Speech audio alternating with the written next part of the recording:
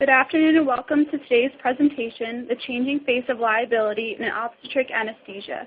Before we begin our presentation today, I would like to take a few moments to go over some housekeeping items. We will be recording this webinar, and this webinar is CLE approved and will be asking that you enter a passcode for CLE credit a few times throughout the presentation.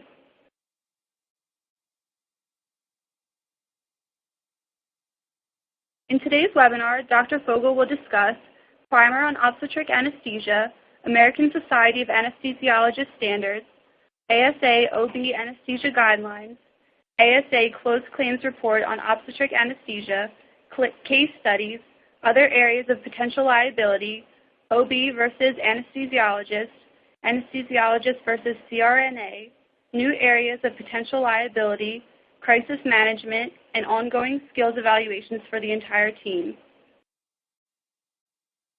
To give you a little background about our presenter, Dr. Stephen Fogel, he received his degree from the University of Missouri in 1976. He was an assistant clinical professor for the University of Missouri at Kansas City School of Medicine. Dr. Fogel was also an assistant professor at Washington University School of Medicine and St. Louis University School of Medicine. He was also an associate professor of anesthesiology and works part-time in the Department of Anesthesiology and Perioperative Medicine at the University of Missouri. For those of our attendees who require a code word for tracking purposes, the code word for today is SPACE. During the presentation, we will take short breaks, and during that time, we'll ask that you enter this code into the Q&A widget for CLE reporting purposes. The Q&A is located to the left of your screen. Please remember that if you're applying for CLE credit, you must log onto your computer as yourself. Also, please remember to complete the survey that will appear to the right of your screen at the end of the presentation. As a provider of CLE credits, we are required to have supportive information that you have attended, and in many states the survey is required. CLE certificates will be provided within 24 to 48 hours via email. CLE credit is only available to those who have attended the live presentation. You are not eligible to receive CLE credit if you view this presentation on demand. Also, the PowerPoint slides can be downloaded from the resource list on the left of your screen. Dr. Fogel welcomes your questions. Please use the Q&A widget to submit your questions throughout the presentation. We will take intermittent breaks so that Dr. Fogel can respond. Thank you all again for attending today, and Stephen, the presentation is now turned over to you. Thank you very much, Amy. Just to go over the rationale of how I'm arranging this webinar, in order for you to understand the issues that we face on a regular basis and understand where the pitfalls occur and where things can go wrong, I think it would be best if you could bear with me so that I can give you a brief primer on anesthesiology. Hopefully some of you will find that interesting. I would then like to move on to a discussion of standards and guidelines as they apply to obstetric anesthesia particularly, although some of them will apply to anesthesia in general, and then review the latest data that has become available in the Anesthesia Closed Claims Report on obstetric anesthesia. With that background, then I'd like to move on to some case studies which I have been involved in and highlight the foregoing, and hopefully we'll have time that I could talk about other areas of liability and what may be coming down in the future. All right. Basically, there are two methods of administering anesthesia, general versus regional anesthesia. There are other types of anesthesia that might include degrees of sedation. I won't go into that. But with respect to general anesthesia, to give some definitions, the patient is rendered unconscious under these conditions, and usually by an induction agent. Most commonly, it's propofol. In addition to that, agents are administered to provide pain relief, and the reason for this is that just because the patient is unconscious doesn't mean that the body doesn't still react. The surgical stimulus will still get to the brain. And remember that the body doesn't know that it's a skilled surgeon's scalpel that's cutting into a body part, such as an abdomen. All the body knows is it's being attacked by a knife. In addition to that, the agents are administered to provide muscle relaxation, which temporarily paralyzes the muscles. And this is done often for surgical needs. Patients are as a result of this, patients are rendered unable to breathe spontaneously. This often occurs with the induction of anesthesia, and this is probably what the problem that Michael Jackson got into, is that the propofol that was administered to him caused him to stop breathing. When this occurs, then the anesthesiologist has to take complete control of the patient's respiratory functions.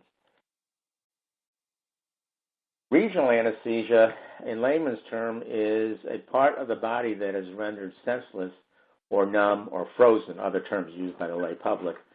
And it is done by injecting a local anesthetic. Novocaine has been familiar in the lay public in the past. We don't use that very much anymore at all.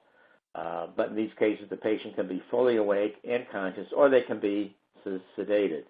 As a result of that, the patient can breathe on his or her own. Another advantage to regional anesthesia is none of the surgical stimulus gets to the brain, and as a result, the body has no knowledge that that part of the body is being injured or attacked. All right. So when we give a general anesthetic, what we normally do, once the patient is asleep, we may need to put in an endotracheal tube or a breathing tube. Not always necessary, but usually it is. And the reason for this is that complete muscle relaxation might be required for the surgical procedure. Maybe a result of the position of the patient. For example, a patient could be having back surgery and on his or her stomach, and it would be difficult to manage the patient's breathing with a face mask. Another reason, and this has a great deal of applicability in obstetric anesthesia, is that there may be food in the stomach. An endotracheal tube has a balloon near the end of the tube that, when it's blown up, it seals the walls of the trachea or the windpipe, so that anything that comes up into the throat and runs down into the trachea doesn't get into the lungs.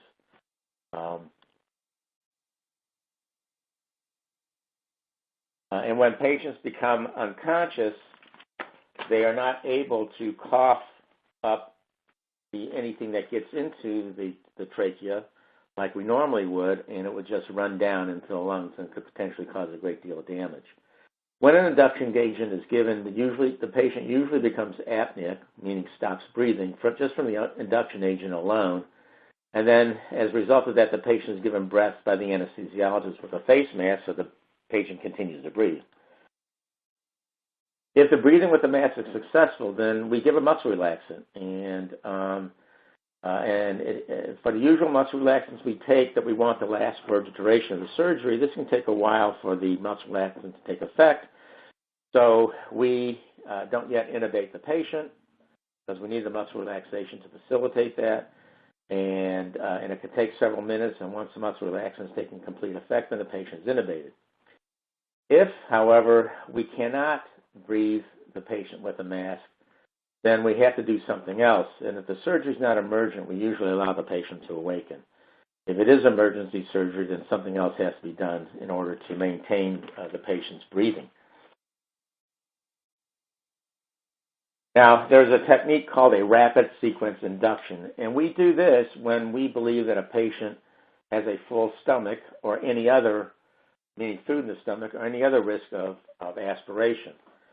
When we do this, we try to limit the amount of time that aspiration can occur.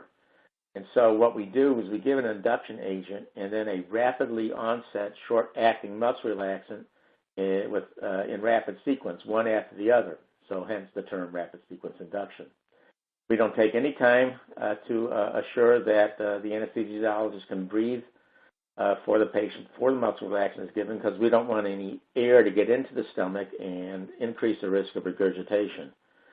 The endotracheal tube is then placed as soon as the muscle relaxant takes effect, and for the muscle relaxant we use for these situations, it takes about a minute. Now, in order to let you know or understand the processes that we need in getting a patient intubated and why it may become difficult in some patients, I think it'd be a good idea to show you what's necessary. I don't have a pointer, so hopefully you'll be able to follow with me anyway. If you notice, when the patient's head is in a neutral position while lying flat, you can see that the line of sight must go around a corner. in order to see the opening of the trachea or the breathing tube, and this is known as the glottis, and the glottis is the space between the vocal cords. So the patient's head must be extended backwards. The tongue has to be moved out of the way. We do this with an instrument called a laryngoscope. And as you can see, in some cases, this may be difficult or impossible based on how the patient's airway is built, such as a receding chin, a large tongue, trauma to the airway, or just generalized swelling in the face and throat. Now, pregnant patients in the second and third trimester are considered to be at risk of aspiration, and performing a rapid sequence induction when we're administering general anesthesia is considered the standard of care. The reason for this is that as the uterus grows, it pushes the stomach up towards the chest, and the sphincter that creates a barrier between the stomach and the esophagus or food tube tends to weaken. And so even if there's a small amount of food or acid in the stomach, it can't come up. It's not uncommon for some women at the end of pregnancy to complain of constant heartburn. The downside to rapid sequence induction is that we don't know if the patient could be ventilated or intubated until the muscle relaxant has already given. So whenever we're faced with this, there's always a little bit of nervousness about the situation, although we do have ways of getting around it if we have to.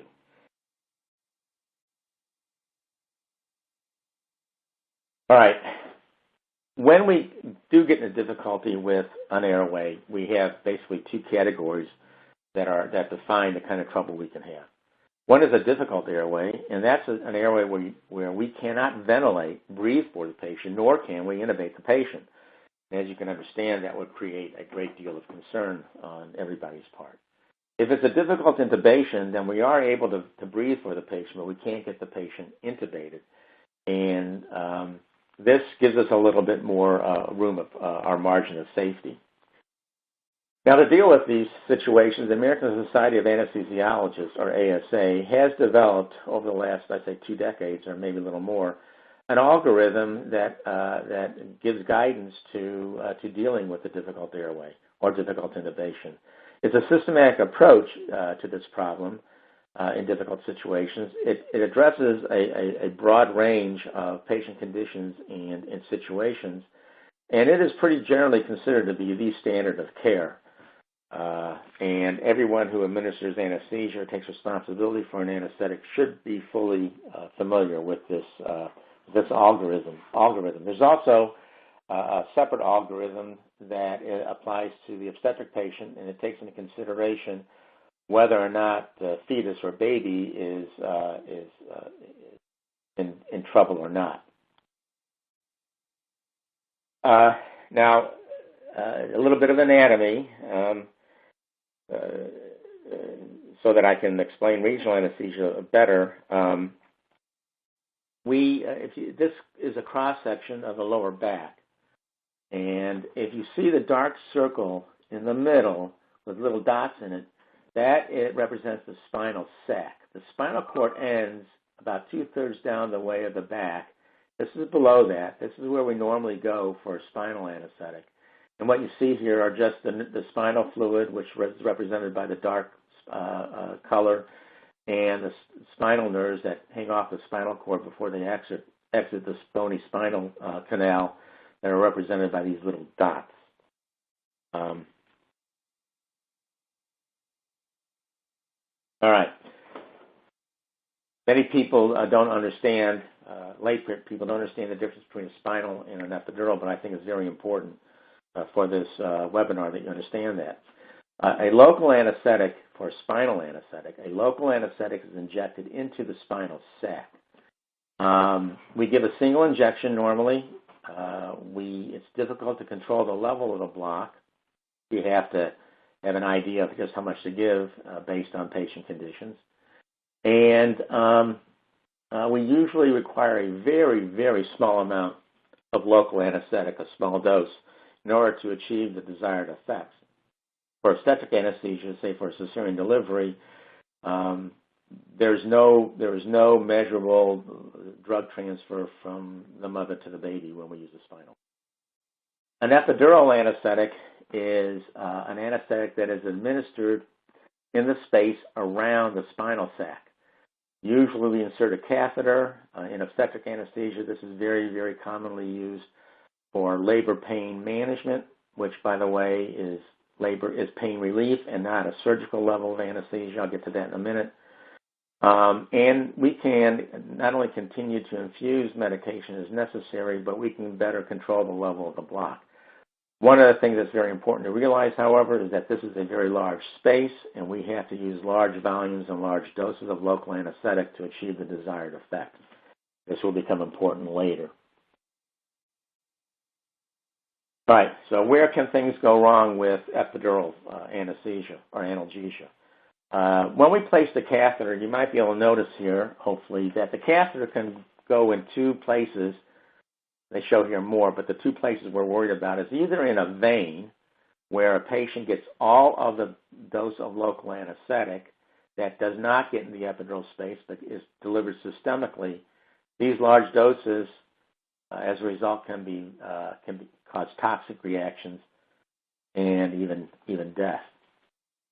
Another area where it can go is if the catheter goes into the spinal sac and the anesthesiologist doesn't know that, giving the large doses of local anesthetic intended for an epidural will be very, very much an excess dose for a spinal anesthetic. The local anesthetic can travel all the way up to the brain. This can happen very quickly. The patient will lose blood pressure very quickly. The patient will stop breathing quickly, and there's likely to be an associated cardiac arrest as well. Now, with general anesthesia in the pregnant patient, this is, for the reasons I'll discuss, there's a higher risk in the pregnant patient than there is in the non-pregnant patient. One thing is airway edema.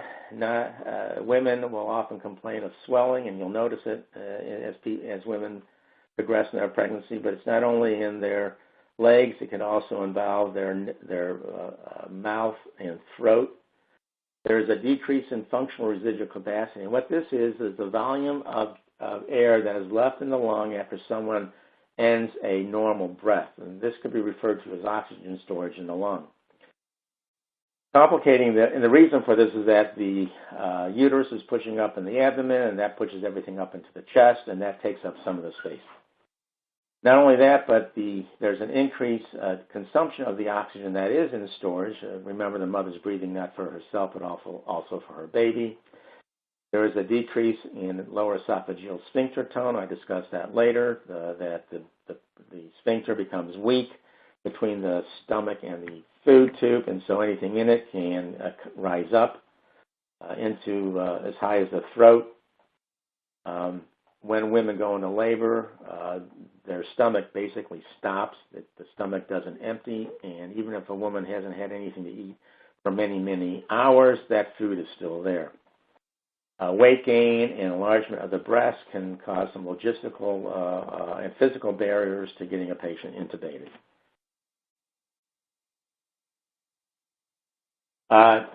Just to familiarize yourself with the obstetric anesthesia records, so if you come across these, it won't be foreign to you. And so I'd like to point out what it contains. This happens to be a handwritten record, and there are institutions that are moving more and more to electronic records, but they all contain the same thing. At the top, as you can see, is a space for the diagnosis and the surgical procedure being performed. At the right top is information regarding the anesthesia technique and airway management. Lower down is a list of the gases and medications that are given, and there's space for documenting the dosage and the timing of administration. Lower down further are spaces for monitoring methods, and this includes EKG, the type of breathing control, the amount of gases and breathing that is in the lungs and what comes out. The grid further down is where we record vital signs, and there's usually space elsewhere in the record for added notes.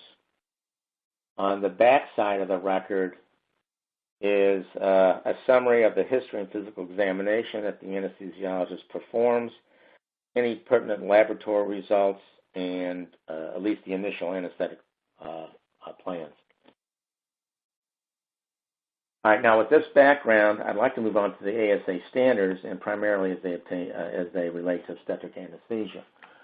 Standard 1 basically says that whoever is administering the anesthetic has to be in the room with the patient the whole time. Standard 2 is detailed. I'll try to go through them quickly without running it through them too fast. But basically, 1 is that the patient's physiologic parameters have to be measured at all times. If an anesthesia machine is being used and we're giving ether-like gases, which we don't use ether anymore, then the concentration of those gases have to be measured. If a patient is receiving general anesthesia, then we have to monitor for the presence of carbon dioxide in the exhaled gases. The reason for this is that carbon dioxide comes only from the lungs, although there's a little bit in the stomach. So if a breathing tube is in the stomach, then initially you'll see some low levels of carbon dioxide, but they'll go away very quickly. If we're going to intubate a patient, then we have to have I have to have a measure of the exhaled carbon dioxide, because again, it tells us that the endotracheal tube is in the right place. This is extremely important, and it's been a boon to anesthesia safety over the last 20 or 30 years. All right. At a time in which all anesthetics are given, we have to monitor the oxygen level in the patient's blood. And any of you who have had any kind of procedure, including sedation, you may have had a little clip on your finger placed that has a little light in it, and that's measuring the oxygen level in your blood. If we are using machine to breathe for the patient, then we have to have a monitor that tells us that the machine is disconnected with the patient. Usually these are very loud, annoying sounds, and the whole room knows that there may be a problem. If regional anesthetic is given or used as a major technique, then we have to monitor the patient's respiratory functions clinically. I have this in red because this is a new requirement, a new standard. Now, I don't think everybody is doing this yet, but if we are giving moderate or deep sedation, then we have to have a way of detecting that expired carbon dioxide is present. An EKG has to be taken or continually displayed on the anesthesia monitor, and every patient receiving any kind of anesthetic has to have their blood pressure measured and pulse rate measured every 5 minutes or more frequently than that, depending on the patient's condition, the operative procedure, and the like. Every patient who has a general anesthetic has to have a way of monitoring the circulatory function. We almost always use the pulse oximeter. Pulse oximeters today will have I believe a tracing of the pulse trace on the monitor, and we use that to monitor circulation. And patients in whom we expect or intend to have a significant change in the temperature have to have their temperature monitored. Now moving on to ASA guidelines specifically for obstetric anesthesia. Neuraxial anesthesia refers to either epidural or spinal anesthesia. And oftentimes it is not only administered in an operating room. Obviously it's given in patients' rooms when they are in labor. And when we are doing that, we have to have the necessary equipment and drugs to manage a resuscitation. Guideline 2 says that the anesthesia should be initiated by a physician with appropriate privileges. That means an anesthesiologist, essentially, or under the direction of an anesthesiologist. For laboring patients, an epidural should not be administered until the patient has been examined by a qualified individual. I'm going to read this very carefully. It's in red because not everybody is doing this. A physician with obstetrical privileges to perform operative vaginal or cesarean delivery who has knowledge of the maternal and fetal status and the progress of labor, and who agrees with the initiation of labor anesthesia, and is readily available to supervise the labor and manage any obstetric complications that may arise. Well, in some institutions, there may be a nurse midwife who is managing labor by herself and has a physician or an obstetrician as a backup, and this individual may not have all this detail. And what this says is that that individual, that backup individual, has to know all these things and has to give approval that an epidural can be placed and has to be readily available.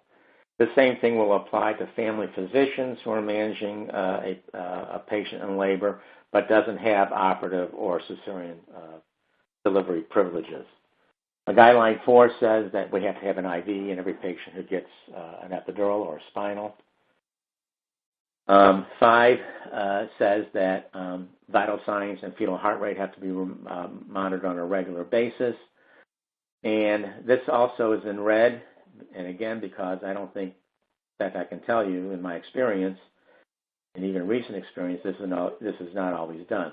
But if an epidural is being dosed for a surgical procedure, where we give a larger volume and a higher concentration of the local anesthetic to provide everything necessary for a surgical procedure, including muscle relaxation, then all the monitors that apply to any other anesthetic, which I mentioned, has to be applied in this case as well. And I can tell you that frequently, again, in my experience, has not been done.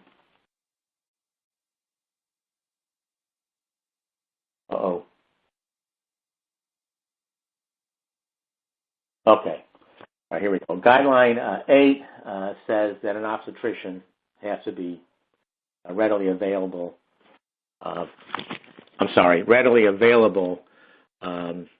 to manage any complications that might occur in the process of administering the anesthetic. Guideline 9 says that all these patients have to go to a recovery room that cares for the patient in the same way they would care for any other operative patient. I think in the greatest majority of hospitals, except maybe small rural hospitals, the operating rooms for cesarean deliveries and other operative obstetrical procedures are on the labor and delivery floor, and so is the recovery room. And sometimes the standards that apply to the recovery rooms in labor and delivery do not equal the standards that are used in, say, in the main operating room where someone might be getting a hysterectomy. And then guideline 10 basically says that you have to have a physician in the hospital during the recovery period who can manage resuscitative efforts or CPR.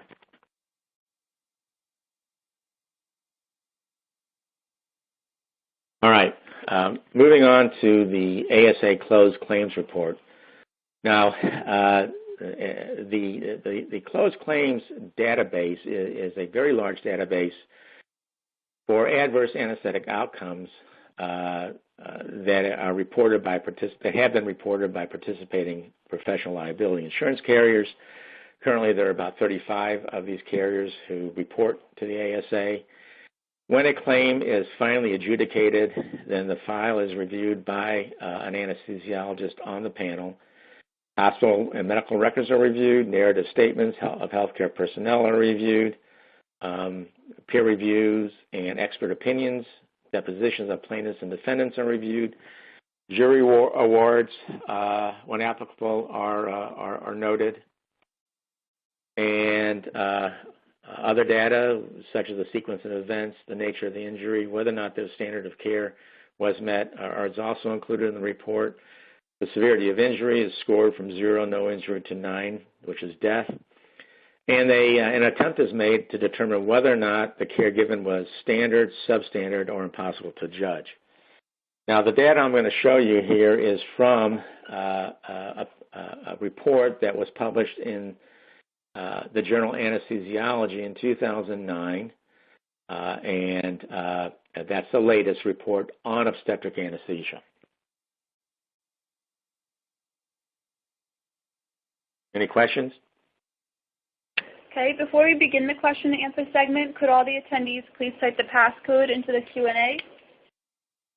Our first question is, in an ER situation, for example, a C-section, what is the proper type of anesthesia to provide the patient? That's interesting. I'm not aware that there is, most of the time that, in my experience, has been that these patients are brought directly to labor and delivery to an operating room. If something is happening in the emergency room, I think most commonly this is someone who is suffering from massive hemorrhage or a cardiovascular arrest. If the patient has had a cardiovascular arrest, then then after 5 minutes of attempting to resuscitate the patient, then the baby should be delivered. If it is deemed necessary to administer anesthesia in the recovery room, it's probably going to. In the emergency room, it's probably going to be a general anesthetic, and I would use a drug with like ketamine. If we have time, I can explain to you why. But it's probably going to be some type of a general anesthetic. Any other question? Okay, and can you define readily available for a physician? No, and I think it's vague for a very specific reason. Readily available has been explained to me as a term that is defined by the institution and the practices in the community. But I'm not aware of any specific term of readily available. It might mean anywhere from being within 10 minutes of the hospital to being in the building but not on the labor and delivery unit. Okay, and are the ASA standards and guidelines the only standards that apply? No, these are basic standards. There are other standards that apply, and they're broad and extensive. They're usually determined by common practices. They are often determined by evidence-based medicine. While I would state that no textbook is authoritative because medicine is an art as well as a science, textbooks usually have the weight and force of setting standards, but that's not always true. Standards can include techniques that are used under certain circumstances, the amount of drug that is given, the way to respond to complications, such as the ASA difficult airway algorithm. Okay, our next question is, how do you define a general anesthetic? What does that consist of, and how is it administered? A general anesthetic is a state where the patient does not move or respond to a surgical stimulus. It also involves situations where the patient's breathing has to be controlled. It can be administered in two different ways, basically. One is by having the patient breathe a high concentration of gas. We use this for children oftentimes to avoid them the pain and the fear and the trauma of starting an intravenous line first. And then the other way of administering a general anesthetic is through a previously established IV. There have been times when anesthesia has been administered with medication, general anesthesia with medication given by intramuscular injection, but these are usually special circumstances. Okay, and does a high block occur as a result of the physician piercing the spinal cavity? Yes, it can. What happens is if an epidural needle or epidural catheter is in the spinal sac or the spinal cavity, then the operator doesn't know that, then they're dosing up dosing up what they think is an epidural, but is really a spinal. And so a very large volume, a large dose of anesthetic can be given. There are ways of testing for this. if a spinal anesthetic is given and the dose is not is either miscalculated or more than than they think is being given, you can get a high block that way as well. There are other ways of getting a high block, such as an attempted epidural that doesn't work, and then someone decides to move on to a spinal anesthetic for surgery. And what happens is the volume of local anesthetic in the epidural space actually decreases the volume in the spinal sac, and so the local anesthetic that is used for the spinal has to be reduced. You can, or at least anticipate that you might get a high block, and position a patient in such a manner that that decreases the likelihood, and be ready to deal with that problem should it arise. So be on your toes with that. Could you elaborate on the indications of the use of ketamine versus other available anesthetic agents in C-section deliveries? Yes, ketamine is a great drug. It does have some drawbacks. It's a dissociative anesthetic, and to be honest with you, I never really understood what they meant by that. But the reason it's a good drug is that unless it's given in very high doses, it maintains the airway reflexes. The patient will still be able, even though the patient is quote out unquote, the patient will still be able to cough up anything that might get into the windpipe. It is a very good analgesic. It's a very good pain relief, and it's an excellent amnestic. So patients won't remember what happened. Its drawback is that it can cause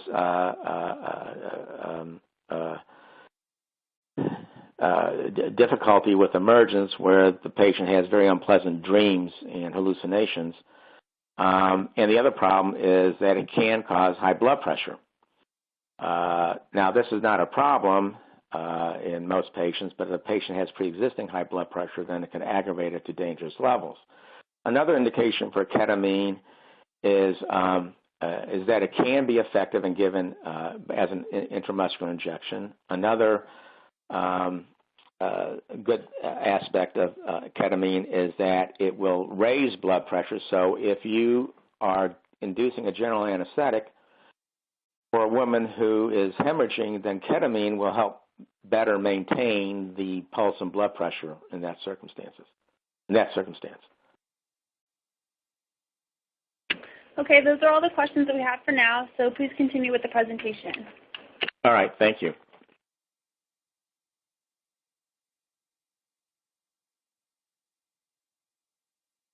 All right.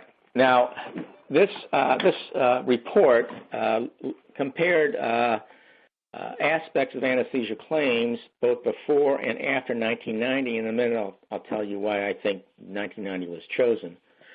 But if you look at this graph, you will see that after 1990, compared to before 1990, the claims for maternal death decreased. The claims for newborn death and brain injury decreased. There was a decrease in proportion of claims for substandard care, and there was a decrease in the proportion of payments to the plaintiff, 42% versus 58%. The one thing that increased were claims for maternal nerve injury, and there's a good explanation for that. During sometime between 1988 and the early 90s, there was a large increase in the use of regional anesthesia, epidural and spinal, for cesarean sections and other forms of operative procedures in the pregnant patient. I think it was perceived during this time that regional anesthesia was safer. And an early study that was actually published in 1998 demonstrated that a general anesthetic was associated with a 16-fold greater incidence in anesthesia-related maternal deaths than regional anesthesia. And so that perception preceded the data, and I think people were moving more and more into regional anesthesia around 1990. Among the maternal deaths that did occur from general anesthesia in the 1998 study for cesarean sections were primarily airway problems and aspiration.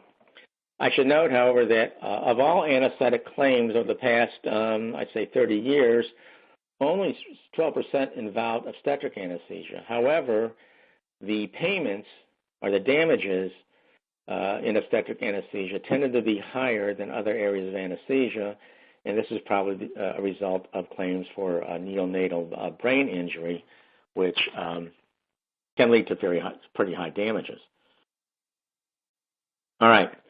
Now, if we're looking just after 1990, you can see that even when an anesthesiologist was named as a defendant, the reviewers thought the anesthesia actually made a contribution of about 22% of cases. When it was determined that in newborn death or brain damage, when it was determined that anesthesia did make a contribution, the three major areas were anesthesia delay and poor communication, and of course they're interrelated, and then substandard care, in comparison to cases where the anesthesiologist was named, but the reviewers didn't think that there was an anesthesia contribution. Now, with respect to maternal nerve injury, the frequency of claims came from nerve root or spinal cord injury. A nerve root is the first nerve that comes off of the spinal cord as it exits the bony spinal canal. And then it splits up into smaller and smaller nerves. So if you injure the nerve root, then a greater area of the body is going to be affected. Obviously, a spinal cord injury it can be as bad as affecting the lower half of the body, including paralysis.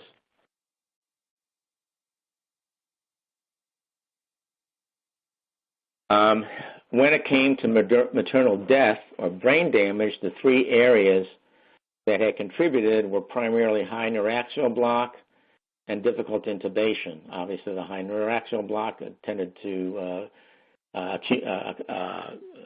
center around regional anesthesia, the difficult intubation around general anesthesia.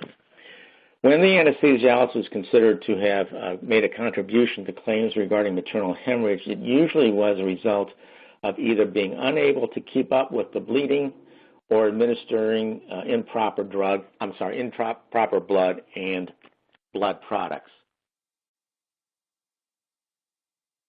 All right. Now let's look at some cases that I had been involved in that I hope will highlight some of the issues that I had just mentioned. The first case deals with a poor neonatal outcome. The obstetrician and the obstetric team failed to recognize fetal bradycardia, which is a low fetal heart rate. The infant was delivered with ischemic encephalopathy or brain damage, and the anesthesiologist was named as a defendant along with the obstetric team.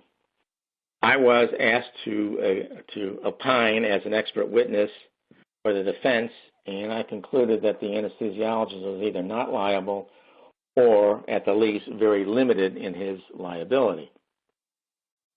So here's what happened. The patient was in labor with an epidural, was functioning well. There was an attempted forceps delivery by the obstetrician that was unsuccessful. So a C-section for failure to progress was ordered by the obstetrician, and he left the area. This was considered to be urgent, but not an emergent situation.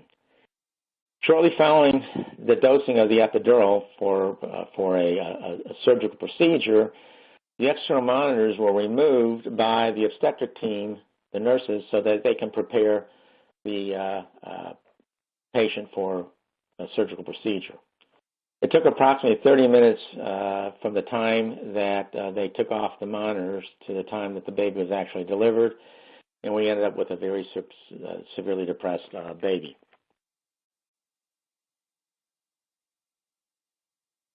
So I was asked to opine as to what was the anesthesiologist's duty to the fetus, and I believed that it was limited only by the effects that the anesthetic had on the fetus. Usually this is through the mother, and either her blood pressure drops or the uterus becomes tetanic or just tightens up so tight that the placenta can't transfer oxygen and other nutrients to the baby.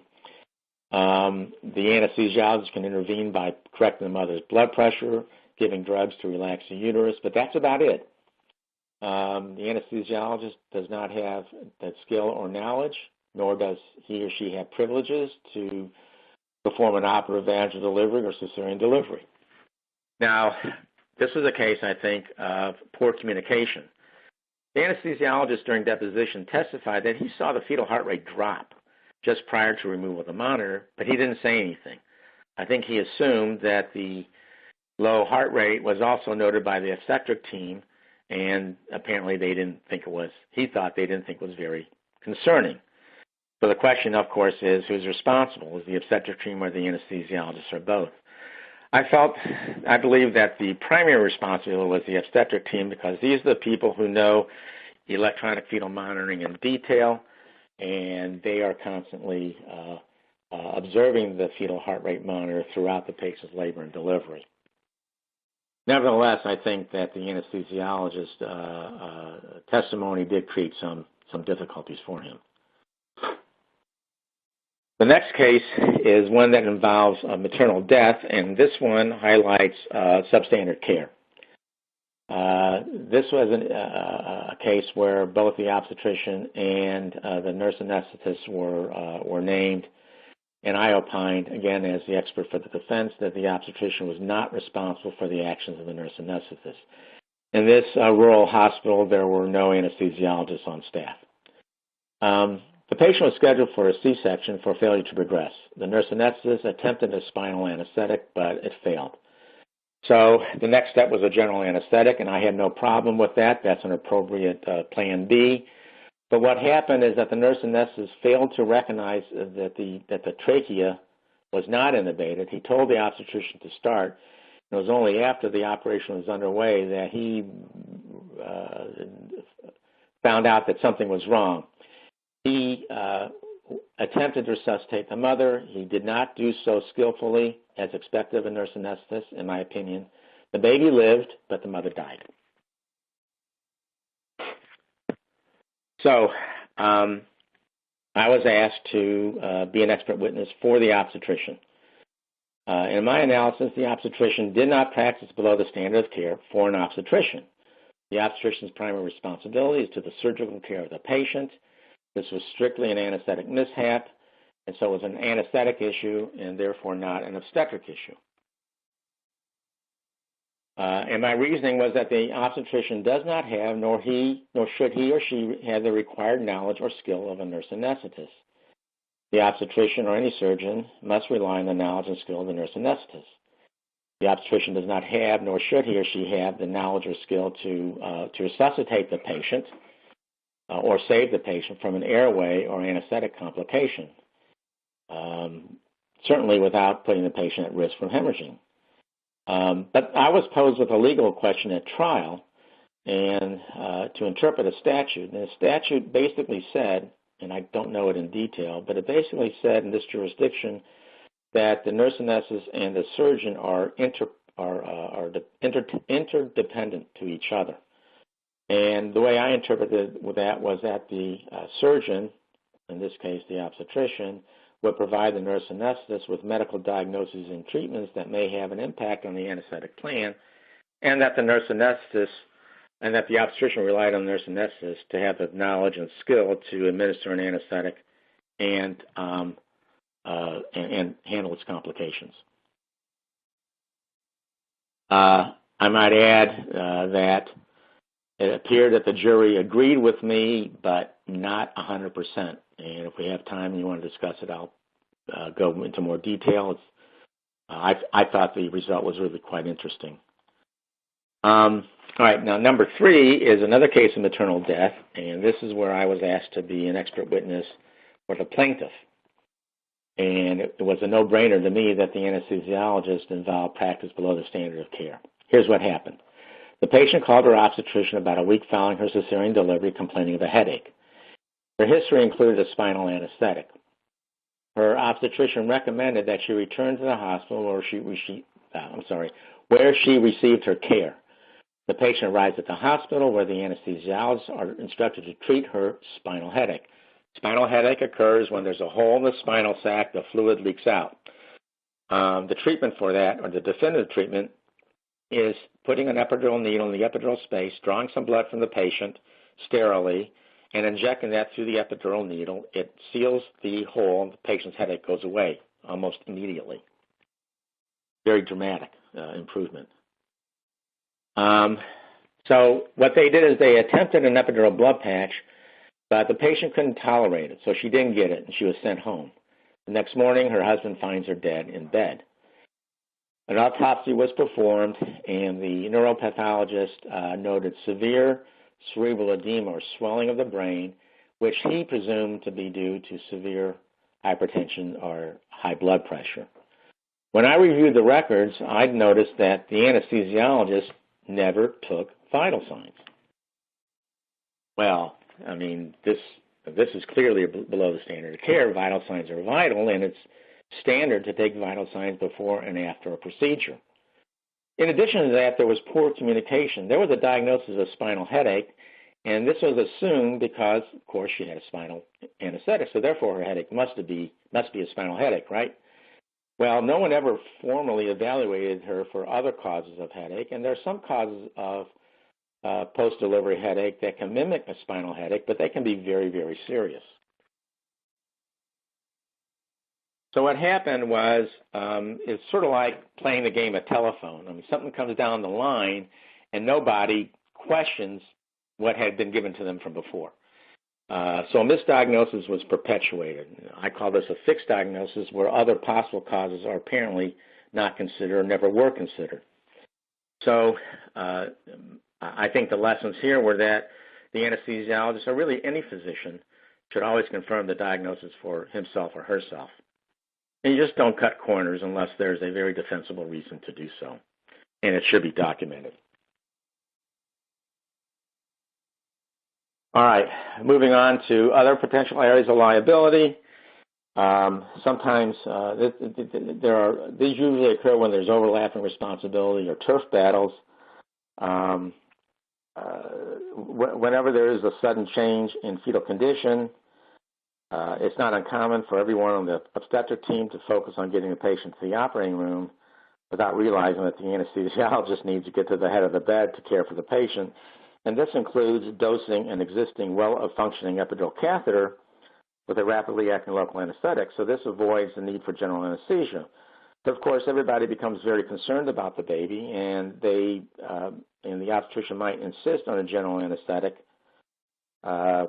anyway, because he or she believes that that is the fastest way to get the baby delivered without giving much regard to what is the safest for the mother. Blood transfusions can be an area of contention. The surgeon may order blood when the anesthesiologist deems it not necessary. If the anesthesiologist administers the blood anyway under the pressure from the surgeon, and then there's then a complication from the blood transfusion, and who becomes responsible? I don't think an anesthesiologist is going to be able to get away with this completely because he or she still participates in that process. If another area is pre-delivery consultation, if a patient has a disease or condition that may have a significant effect on the patient's anesthesia, such as heart, lung, or nervous system disease, then the best time for the anesthesiologist to become aware of this is before the patient goes in labor, and the patient should see the anesthesiologist in consultation before she arrives. And unless there is a program at an institution where every patient who's going to deliver goes through a sort of a pre-screening process by the anesthesiologist is totally dependent on the obstetrician. The obstetrician doesn't send it to the anesthesiologist, and the anesthesiologist sees these problems for the first time when the patient comes in labor, and that might be a little late.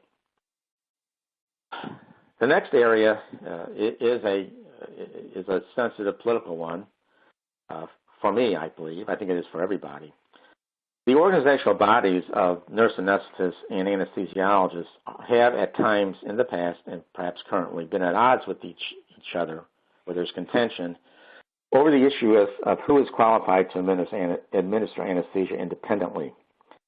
The AANA, which is the American Association of Nurse Anesthetists, has taken the position in the past that nurse anesthetists can function independently without anesthesiologist supervision or direction. The ASA, of course, believes that anesthesia is the practice of medicine and that anesthesiologists should supervise or direct non-physician anesthesia providers. Unfortunately, this doesn't happen too often, but unfortunately it does. These conflicts manage to make their way into the operating room. So number one, every department really should clarify when the anesthesiologist should be notified of critical events when he or she is not in the operating room and it's just a nurse anesthetist. In addition to that, this is even rare, fortunately, nurse anesthetists will sometimes bristle at the direction that the anesthesiologist may give and may even go as far as being unwilling to give up control even in a crisis. That happened to me once. It was very upsetting to me. The patient made it fine, by the way. All right, future areas of liability. I think a hot topic right now is something called team management. It's also called crisis management, and the aspects of this kind of management is that it's organized, and it's organized in advance of anticipated or even unanticipated crises. An identifiable team leader is present, and that individual maintains that leadership until he or she transfers it clearly to someone else. Everybody else on the team has an identifiable role or duty. There has to be clear communication, which means that the person receiving a request lets the requester know that it has been heard and has been heard accurately. There must be situational awareness where where these individuals are not only focused on what they have to do, but they're aware of what's going on around them so that if they can relieve themselves of their responsibility, they can offer help to someone else who is having trouble fulfilling their duties. There's also a concept of all hands on deck, and what that means is that everyone who's available, everyone who's not taking care of a patient who is in a critical state, such as a nurse taking care of patients who have already delivered and they're all stable, that they are required to come on the scene and offer whatever help is necessary, and they don't leave until they're given permission to do so. There also should be crisis management protocols, both for common and uncommon situations. I know that one of the focus in obstetric units is obstetrical hemorrhage, and protocols are being developed. They're often fine-tuned to the institution itself. And I think that regulatory bodies are going to insist that hospitals maintain mock drills, not only in labor and delivery but elsewhere, and utilize high-fidelity simulation. We have computerized patients now that can come pretty darn close to an actual situation, and you can manipulate the situation to throw, if you want, to throw the team members off and see how they respond to a sudden, unexpected change. So, in summary, like all other medical specialties, anesthesiology is complex. Unfortunately, I have come to realize that both other physicians and even nurses think that anesthesia is so easy, a caveman can do it. All you do, by the way, is just push a drug and then just let the patient wake up, which obviously is not true. The majority of the liability in anesthesia, in OB, lies with communication, timing, and skills. There are conflicting interests in patient care, both among physicians and nurses, and these conflicts, if they are not resolved quickly, can lead to poor patient care and poor outcomes. And I think in the future, crisis management and team management and simulation are likely to become standards in, I guess, institutional practices. I see this within the next decade. And then finally, I'll just put this up. These are the two reference texts in anesthesia. One, Miller's anesthesia covers all of anesthesia. It's probably the most popular. Chestnut's obstetric anesthesia is also, I think, the most widely used in obstetric anesthesia circles. Are there any more questions? Could all the attendees please type the passcode into the Q&A once again? And our first question is, can you briefly discuss how a physician or CRNA can ensure proper ETT tube placement? How can they be sure that the patient is intubated properly? Yes. While there are many ways to place an endotracheal tube in difficult situations, the sine qua non, if you will, is that we get we measure carbon dioxide in the expired gases. That carbon dioxide is not just a couple of blips and goes away. It's there continually. I hope that answers your question. Can you briefly discuss some common contraindications to the use of epidural or spinal anesthesia during vaginal delivery, and what % of patients do you find require some form of anesthesia during childbirth? The contraindications to epidural anesthesia is for labor are really quite few. Patients who have a systemic infection that hasn't been treated is considered, a relative contraindication. A patient who is hemodynamically unstable, she's bleeding, or for some other reason has very low blood pressures, because the epidural will make that worse, and an infection at the site of placement of the epidural are the three absolute contraindications that I can think of at the moment. In our institution, or where I've practiced the most recently, approximately 80 to 90% of patients get epidurals. Of those who don't, I would say probably 50% or more get some kind of systemic analgesic, such as a narcotic sometime during labor. Now, nationally, it might range anywhere from 50% don't get anything, they don't want anything, to and the rest split between narcotic injections and epidural labor analgesia. Anything else? Okay, this will be our last question. Can you speak to the incidence of being a level off during administration of spinal anesthesia and the consequences thereof? I'm sorry, can you repeat that again? Sure. Can you speak to the incidence of being a level off during administration of spinal anesthesia and the consequences thereof? I would say that for patients there's data to show that patients who are range in height, I think I'm answering your question, from 5 feet to 6 feet, will get the same level of anesthesia from a dose of, say, bupivacaine, and it's 12 milligrams, 12.5 milligrams, and it's hyperbaric, meaning it's more dense than the spinal fluid, and so you can kind of control how high it gets based on how you position the patient. Now, I'd say that most of the time, that's 90% of the time, in these instances, whether 5 feet to 6 feet, and there's nothing else to alter the dosage, just the height, that we are off by one level, maybe only one level, maybe, and no more than that, maybe 90% of the time. Did I answer your question? Okay, and we will continue. I want to know if I answered. Oh, yes. I'm sorry? Yes, you did. Okay, good. All right. I will. And if this anybody webinar else is eligible.